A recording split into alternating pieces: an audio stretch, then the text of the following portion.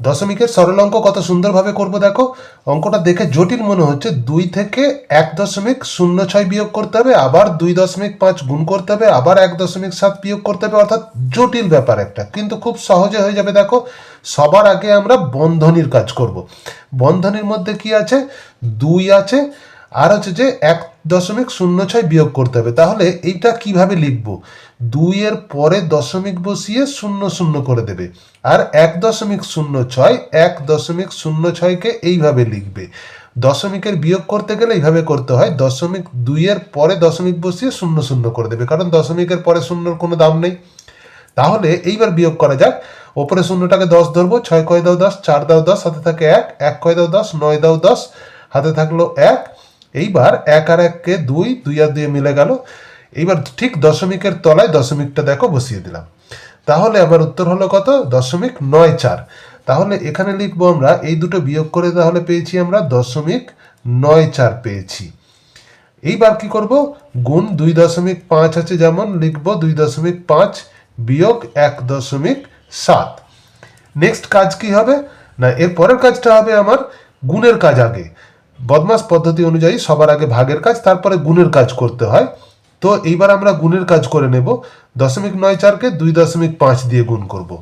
দেখা যাক, এই যে 0.94 আমার এখানে হয়েই আছে, 0.94 একে আমরা 2.5 দিয়ে গুণ করব। ঠিক দশমিকের তলায় দশমিক বসালে অঙ্ক করতে কোনো অসুবিধা হবে না।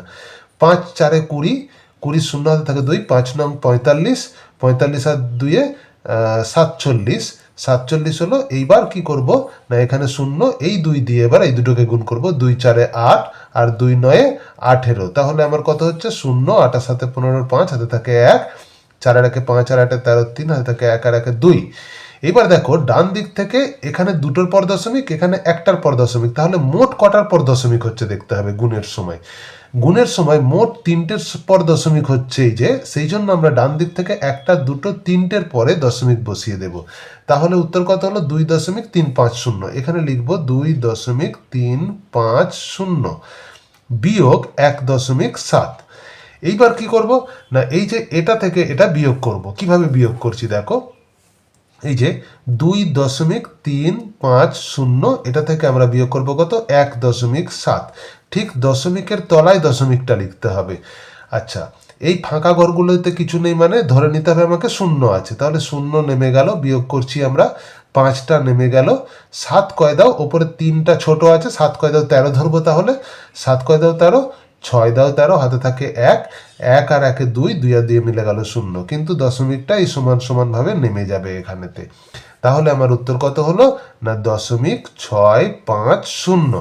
দেখো কত সুন্দরভাবে সরলের অঙ্কগুলো হয়ে গেল।